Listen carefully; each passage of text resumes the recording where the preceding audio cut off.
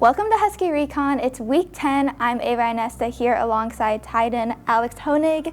The Huskies are back home this week to face off against UAB at the Rent. Alex, after 2 weeks on the road, are you excited to get back at home? Yeah, it's always good to play in the Rent. I'm really excited. It's just something special about it, the atmosphere, starting with the Husky walk and just having our fans there. It's always special. Well, first, I want to backtrack. At the start of the season, you were named to the College Football Freaks list, which highlights the strongest and most physical players across the nation. Obviously, you've had a lot of adversity in your career with injuries and changing positions and everything. So just how meaningful was it to you to be on that list? It was cool to get that recognition. It was really fun.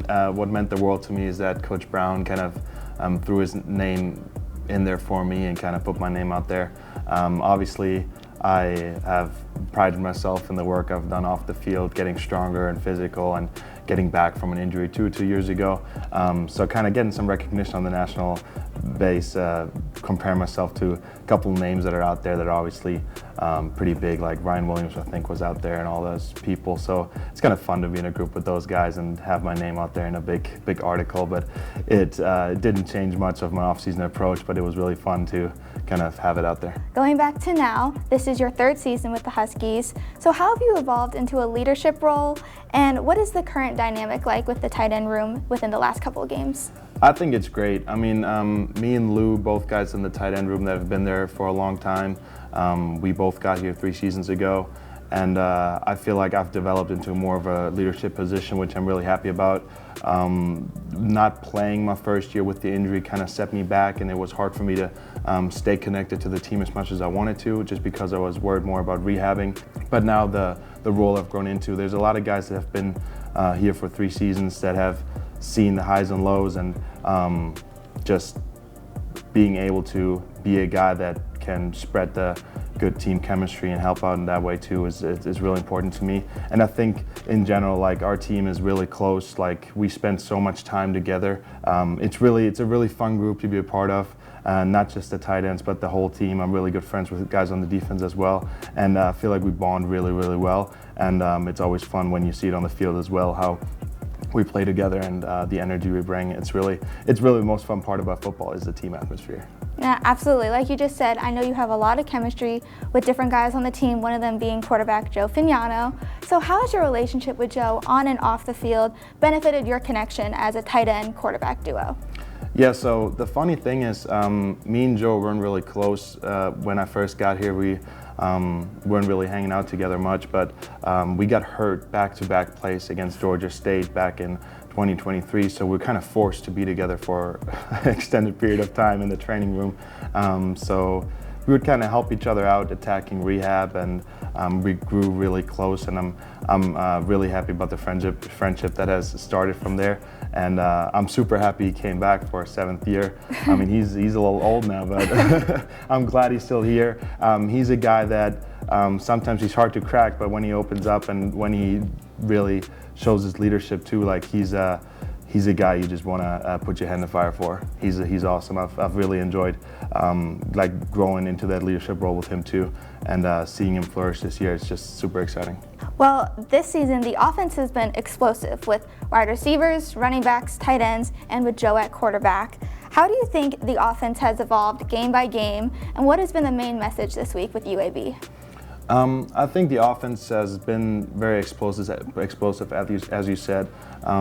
We have a certain standard that we want to achieve, and therefore week for week we still had things we wanted to work on, and we weren't really worried about the stats we have nationally, because we know how good we can be, and we know about even those explosive guys we have on offense. So I still think there's things to work on. And the message this week basically is just that. It's let's be the best offense we can be. Let's build on what we have, but also let's get better at the things we want to get better. We want to run the ball better, and we want to connect better in the pass game too. I mean, we have Joe, who's one of the best QBs in the nation, and then we have super explosive wide receivers. And we probably rank pretty high nationally, but we still can be better, and we know that. Talking about my tight ends as well, like we've shown that we can be versatile. There's a lot of guys getting touches. Juice has gotten 3 touchdowns in the last 2 games.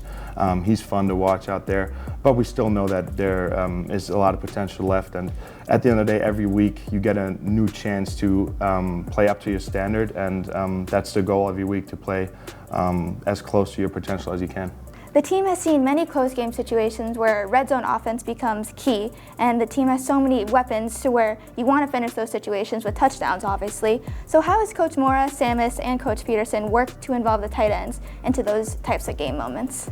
Well, the red zone is a very crucial part of the game. I mean, in general, that's the moment when you can finally put points on the board, and you want to make the most of it. And the margin for error is pretty small too, because the defense obviously is with their backs against the wall, and they kind of have a smaller field to cover there as well. In general, I'd say we've put the focus on red zone offense as well, just because we want to be more efficient there, coming out with touchdowns. And in general, I think tight ends are always good in the red zone, big targets. You want to throw it up to them because there are some mismatches there. But I feel like, as you said, what helps us is that we're very versatile, and we have a lot of guys that can make plays for us. So it's cool being a part of that offense, because it allows us to kind of spread the ball around and keep the defense on their toes. So in general, I mean, week for week, it depends on the opponent a little bit how we're going to attack that. But this is something we're going to have towards the end of the week here, something we're going to focus on, is scoring in the red zone, obviously. Well, really looking forward to this weekend. The Huskies are set to face off against UAB this Saturday, November 1st. Kickoff is set for 12 o'clock noon at the Rent. You can watch it live on CBS Sports Network. But until then, Alex, thank you so much for joining, and we'll see you on Saturday. Thanks for having me.